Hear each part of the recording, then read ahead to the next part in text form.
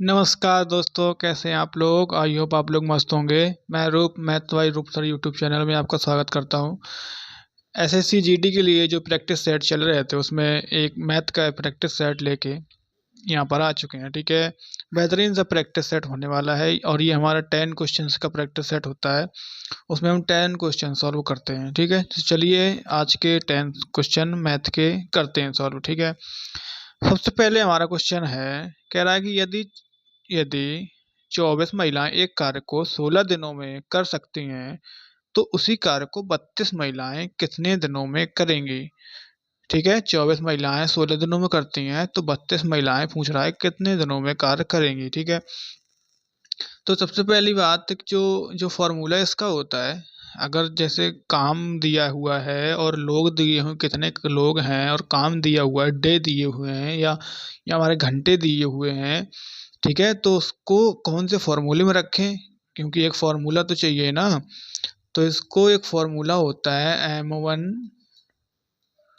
D1 और H1, उसके बाद होता है W1। ठीक है, M1 D1 H1 और हमारा W1 होता है।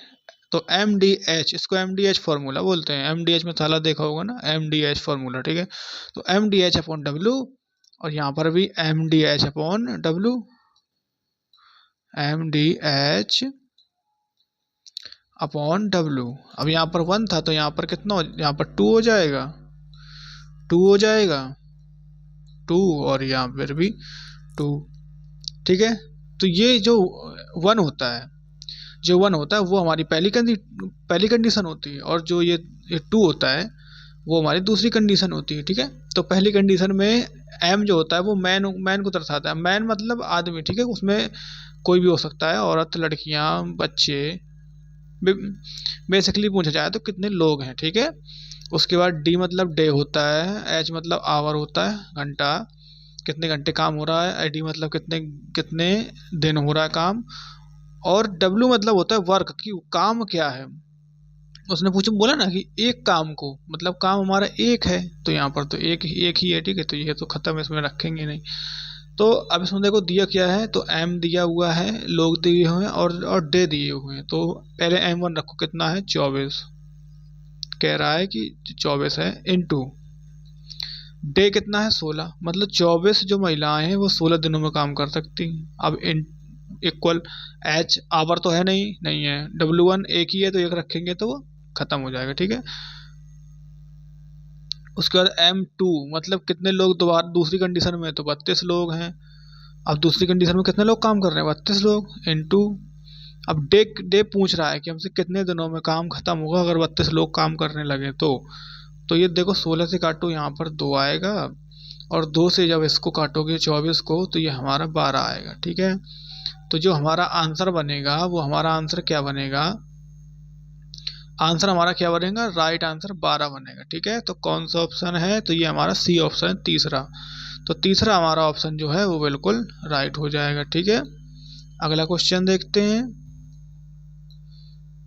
देखिए अगला क्वेश्चन क्या कह रहा है कि 444 divided by 3 plus 1400 divided by 7 minus 51। तो ये हमारा क्वेश्चन दे रखा है। ठीक है, तो उस दिन बोर्ड मास से लगाया, जब ये सिंप्लीफिकेशन का जो हमारा क्वेश्चन आता है तो हम उसको किस नियम से लगाते हैं, बोर्ड मास नियम से लगाते हैं। ठीक है, बोर्ड मास नियम के लिए एक अलग से वीडियो हमारे चैनल पे पड़ी हुई है। ठीक है, तो उसको आप जाके देख सकते हैं और बोर्ड मास सीख सकते हैं। तो जो बोर्ड मास रूल होता है, सबसे पहले क्या कहते हैं, ब्रैकेट। तो ब्रैकेट तो है नहीं इसमें। दूसरे नंबर पे सॉल्व करते हैं ऑफ भी नहीं है इसमें। फिर डिवाइड सॉल्व करते हैं, तो देखो डिवाइड यहाँ पर भी है और डिवाइड यहाँ पर भी है, तो हम दोनों डिवाइडों को सॉल्व करेंगे, दोनों डिवाइडों को सॉल्व करेंगे हम। तो जब इसको सॉल्व करोगे तो 3 का भाग जब इसमें दोगे तो कितना आएगा, ये एक बार जाएगा, 14 हो जाएगा, फिर 4 बार जाएगा, 12 2 24, और ये 8 बार, तो 148 हो जाएगा। यहाँ पर प्लस लगा है, प्लस लगा दो। 1400 में 7 का भाग दोगे तो कितना आएगा, 200। फिर माइनस लगा हुआ है, ठीक है, तो माइनस लगा दो, कितना है 51। उसके बाद क्या कहते हैं मल्टीप्लाई, तो मल्टीप्लाई तो है नहीं, मल्टीप्लाई हमारा है नहीं। फिर उसके बाद क्या करते हैं ऐड सॉल्व करते हैं, तो ऐड है ये यहाँ पर है ऐड, तो 148 और 200 कितने हो जाएंगे, तो ये सीधा सीधा दिख रहा है कि 348 हमारे हो जाएंगे। और माइनस कितना 51, तो ये देखो 348 से जब 51 माइनस करेंगे तो 48 तो ये चले जाएंगे और 3 और बचेंगे, तो 3 और चले जाएंगे, तो कितना आंसर आ जाएगा हमारा 297। ठीक है, कितना हो जाएगा 297, ये हमारा आंसर हो जाएगा, ये हमारा राइट आंसर है, तीसरा ऑप्शन। ठीक है, चलिए अगला क्वेश्चन देखते हैं, अगला क्वेश्चन देखते हैं। ठीक है, देखिए यदि एक अर्धगोले का व्यास 84 है, अब व्यास क्या होता है डी मतलब डायामीटर कितना है इसमें 84 है। अगर ये 84 है तो आर बराबर हमारा क्या होता है, जो रेडियस होती है वो आर बराबर होता है dy/2। अब ये dy/2 है तो इसका आधा हो जाएगा, तो कितना हो जाएगा 42। ठीक है, तो हमारी रेडियस जो है हमारी कितनी आ गई 42 आ गई। अब देखो एक अर्धगोले का व्यास दिया है तो अर्धगोले का आयतन पूछा है, अगर गोले का आयतन पूछा जाए तो कितना होता है 4/3 pi R cube, 4/3 pi R cube, तो वो पूरे गोले का होता है, आधे का पूछ रहा है तो आधे गोले का कितना होता है 2/3, 2/3 पाई आर क्यूब। ठीक है, pi R cube, 2/3 pi R cube. अब देखो यहाँ पर 2 है तो 2 रख दो, /3, पाई की वैल्यू कितनी होती 22/27, सॉरी 22/7, सॉरी मुंह से निकल गया। और आर क्यूब है ना, तो आर कितना 42 है, जब 42 है तो यहाँ पर 42 कितने बार रखेंगे 3 बार रखेंगे, क्योंकि क्यूब है ना, तो इसको 3 बार रखेंगे इंटू 42। ये देखो एक इससे कट जाएगा तो ये 6 बार कटेगा और 3 से हमारा 6 कट जाएगा तो कितना आएगा 2। अब देखो यहाँ पर 2 है, जब एक बार इसमें करेंगे तो 4 आएगा। ठीक है, ये 4 आएगा और 4 दूनी 8 आएगा और 8 दूनी 16 और 16 दूनी 32। ठीक है, तो जो हमारा लास्ट डिजिट होगा वो हमारा 2 होगा। तो ये दो ऑप्शन तो कट गए, ये दो ऑप्शन तो कट गए। ठीक है, ये दो ऑप्शन तो कट गए हैं। अब अगर पूरा करना पड़ेगा तो इसका पूरा कर लो। ठीक है, इसका अगर पूरा करना पड़ेगा तो इसका पूरा कर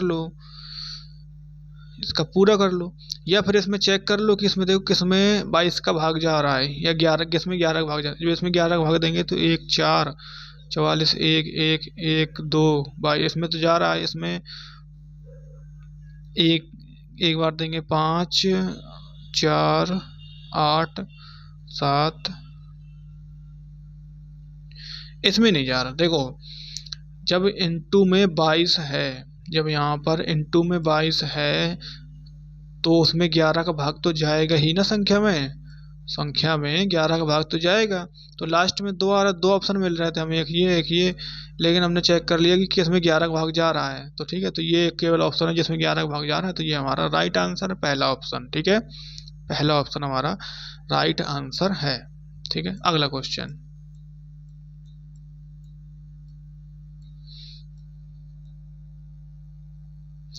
देखो अगला क्वेश्चन क्या कह रहा है। अगला जो हमारा क्वेश्चन है वो कह रहा है किसी धनराशि को 10 वर्षों में प्राप्त साधारण ब्याज, देखो 10 वर्षों में, कितने वर्षों में 10 वर्षों में प्राप्त साधारण ब्याज धनराशि का 2/5 है। अब देखो राशि कितनी है, उसको क्या बोलते हैं पी बोलते हैं, प्रिंसिपल। तो राशि कितनी है 5 है, और जो हमारा ब्याज है, साधारण ब्याज है ना, तो SI है। ठीक है, तो जो हमारा SI है वो हमें कितना मिला है 2। मान लो राशि हमारी 5 है और साधारण ब्याज हमें 2 मिला हुआ है, तो कितने % का हमें ब्याज मिला टोटल 10 सालों में। तो ये देख लो कि 2 5 का कितना प्रतिशत है इंटू 100।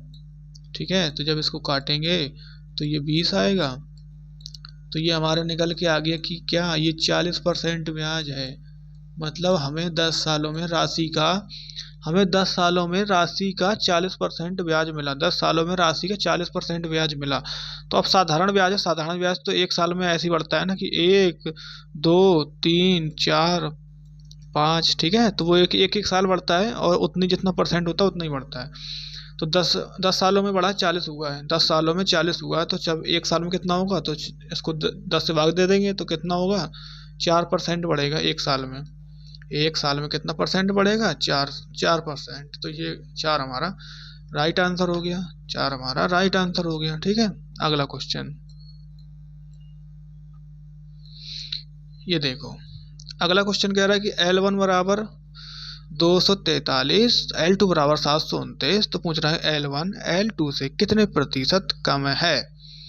तो L1 L2 से, ठीक है, L1 इससे कितना कम है, तो ये तो हमारा नीचे आएगा।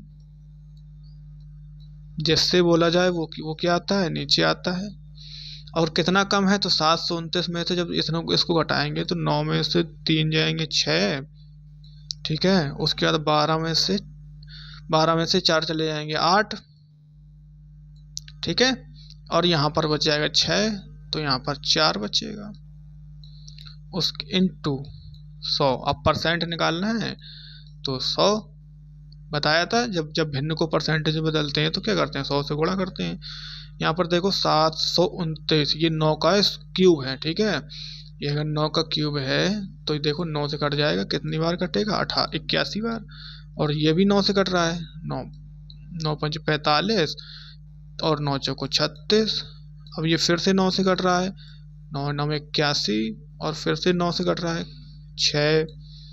तो ये हमारा आ गया, ये 3 से कट रहा है, अब कितने बार, 2 बार। 3 से कट रहा है 3 बार, तो ये हमारा आ गया 200 बटे 3। और सब लोग जानते हैं कि 200 बटे जो 3 होता है, क्योंकि 100 बटे 3 होता है 33 से 1 बटे 3, तो 200 बटे 3 कितना होगा हमारा, 66 सही 2 बटे 3, ठीक है। 66 सही 2 बटे 3%, या इसको 66 सही 6% भी कहते हैं, ठीक है। हमारा राइट आंसर हो जाएगा। अगला क्वेश्चन देखते हैं। अब देखो अगला क्वेश्चन अनुपात समानुपात का है। देखो इसमें कह रहा है कि पी क्यू आर अनुपात जो है वो इतना है, तो इसमें डायरेक्ट इसकी वैल्यू होती है, मतलब पी की वैल्यू 2 है, क्यू की वैल्यू 3 है और आर की वैल्यू 5 है, ठीक है। तो कह रहा है पी अपॉन 2, पी बटे 2, तो पी बटे 2 अनुपात क्यू बटे 6 अनुपात आर बटे 5, ठीक है, आर बटे 5।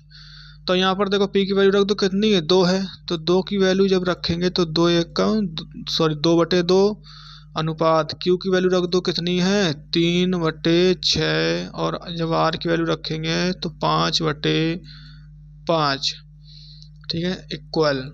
अब यहाँ पर देखो 2 से 2 कट गया, 5 से 5 कट गया, 3 से 6 कट गया, ये कितनी बार का था, 2 बार। तो यहाँ पर तो 1 बचा, अनुपात यहाँ पर कितना बचा, 1 बटे 2, और यहाँ पर क्या बचा, 1। तो ये 1 बटे 2 खत्म करने के लिए सब में 2 का गुणा कर दो, तो यहाँ पर 2 का गुणा करेंगे तो यहाँ आएगा 2, अनुपात यहाँ पर 2 का गुणा करेंगे तो 2 से कट जाएगा तो 1 आएगा, और यहाँ पर 2 का गुणा करेंगे तो वो 2 आएगा, ठीक है। तो 2:1:2, ये हमारा राइट आंसर कौन सा ऑप्शन, थर्ड ऑप्शन, ये हमारा राइट आंसर कौन सा, थर्ड ऑप्शन, ठीक है। अगला देखते हैं। देखिए अगला क्वेश्चन हमारा कह रहा है कि एक फुटबॉल टीम के 2 खिलाड़ियों W और X का औसत 42 है, जब इसका औसत 42 है, देखो W प्लस X, जब इनका औसत 42 है तो जब इनका योग करेंगे तो कितना आएगा, इनकी दोनों के आयु का योग कितना होगा, 44। मान लो अभी पता नहीं कि दोनों की 42 ही है, लेकिन दोनों की जो औसत है 42, मतलब मान लो 42 दोनों में आधा आधा है, मतलब इनका जो योग होगा वो 84 है, ठीक है। तो और WX उनके कोच Y, अब देखो उनका कोच भी शामिल हो गया, तो W एक्स और उनका कोच वाई भी शामिल हो गया इसमें, तो उनका जो औसत है वो बढ़ के कितना हो गया 55। अब 55 का जब 3 गुना निकालेंगे तो कितना होगा 165। कितना होगा 165। ठीक है, कितना होगा 165।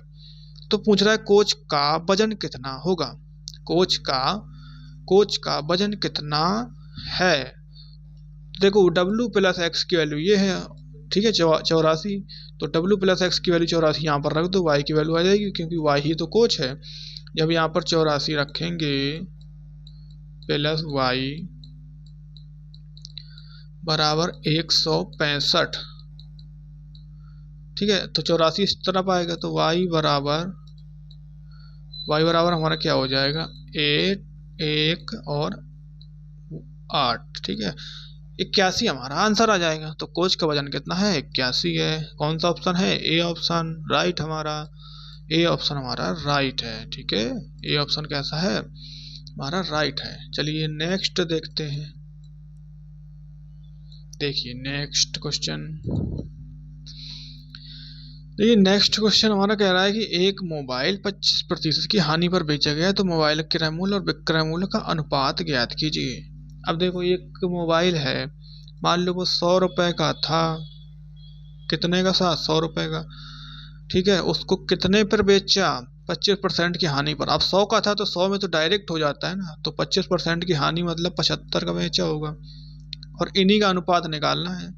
क्रय मूल्य तो वही होता है ना जो पहले उसकी मूल्य होता है, ठीक है, विक्रय मूल्य बाद वाला मूल्य होता है। तो ये इसी का मूल्य निकालना था, ठीक है। तो ये 25 से कटेगा 4 बार और 25 से कट जाएगा 3 बार, तो 4:3 हमारा ये आंसर। कौन सा ऑप्शन बी ऑप्शन, ठीक है। अगला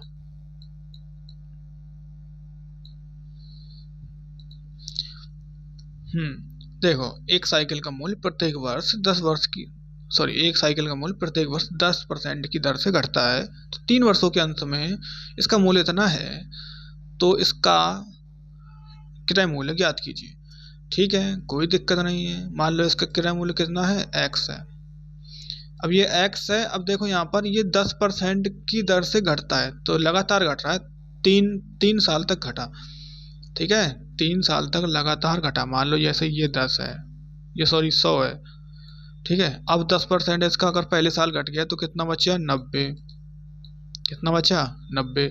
और फिर उसके बाद दूसरी साल 10% घट गया, तो अब 10% इसका नहीं घटा कि 80 बचेगा, नहीं, इसका 10% घटा है ना, कितना, तो 81 आएगा, क्योंकि इसका 10% कितना होता है 9, तो यहाँ पर 81 आएगा। फिर इसका 10% घटेगा 8.1, ठीक है। तो ये ऐसे घटेगा, तो इसको कैसे करते हैं देखो, सक्सेसिव लगाते हैं, इस मेथड को सक्सेसिव बोलते हैं। मान लो पहले एक्स था, ठीक है, मूल्य, और फिर पहली साल कितना घटा, तो 10% घटाना, मतलब पहले ये 10 था, फिर 9 बचा, फिर 9 बचा, और था कितना 10 इंटू, अब 3 बार घटा है ना, फिर 10 ही था, देखो अपने आप में पूरा मान लो 100 मानते हैं ना, तो हम 10 था, उसको कितना मान लिया हमने, फिर 9 हो गया बराबर।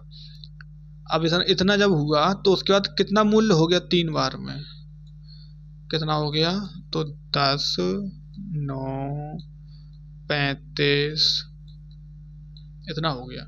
अब देखो यहाँ पर 9 से काट दो इसको, जब इसको 9 से काटेंगे तो ये एक बार कटेगा, 9 एकम 9 और 9 दूनी 18, 9 एकम 9, 9 पुनः 45, फिर ये 9 से कटेगा तो कितना हो जाएगा, 9 एकम 9 3 हो जाएगा, 9 तिया 27 और 9 पुनः 45।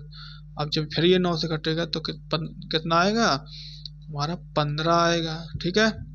तो यहाँ पर 15 आ गया, यहाँ पर देखो 3 जीरो हैं, तो x बटे ये देखो इसका गुणा करेंगे तो कितना आएगा 1000, तो x बटे 1000 बराबर उस तरफ क्या बचा 15, तो x बराबर कितना बचा, x बराबर क्या हो गया, ये उस तरफ हो गया, कितना हो गया 15,000, कितना हो गया 15,000। कौन सा ऑप्शन है, ए ऑप्शन है, ये राइट आंसर, ठीक है। अगला ये देखो आज का लास्ट क्वेश्चन है और बड़ा इजी सा क्वेश्चन है, लास्ट भी बड़ा इजी सा है, ठीक है। तो 5 + 3 × 2 5 प्लस 3 इंटू 2 माइनस 4। तो बोर्ड मास क्या कहता है? बोर्ड मास क्या कहता है? बोर्ड मास कहता है कि पहले ब्रैकेट सॉल्व करो, ब्रैकेट है नहीं, ऑफ सॉल्व करो, ऑफ भी नहीं है, डिवाइड करो, डिवाइड भी नहीं है, मल्टीप्लाई करो। तो हम मल्टीप्लाई है तो सबसे पहले मल्टीप्लाई करेंगे, तो 5 प्लस 6 और माइनस का 4। उसके बाद करो ऐड, तो ऐड भी है तो ऐड करो, तो 11 हो गया, माइनस का 4। उसके बाद सब्ट्रैक्ट करो, तो 11 में से 4 गए 7। तो ये हमारा राइट आंसर कौन सा ऑप्शन? बी ऑप्शन, ये राइट आंसर। ठीक है, ये हमारी राइट आंसर। तो ये थी हमारी आज की क्लास। ठीक है, तो आपको वीडियो कैसी लगी आप लोग कमेंट बॉक्स में ज़रूर बताएं और चैनल को सब्सक्राइब करें। ठीक है, सपोर्ट दिखाने के लिए। तो थैंक यू, कमेंट ज़रूर करें। और आपको क्या चाहिए, क्या क्या मटेरियल चाहिए, और आपको क्या कौन सी क्लासेस चाहते हैं मैथ और रीजनिंग में, तो वो आप बता सकते हैं कमेंट बॉक्स में। ठीक है, तो वो हम आपके लिए लेके आएंगे। ठीक है, चलिए मिलते हैं अगली वीडियो में, तब तक के लिए जय हिंद, मस्त रहिए। ठीक है, थैंक यू।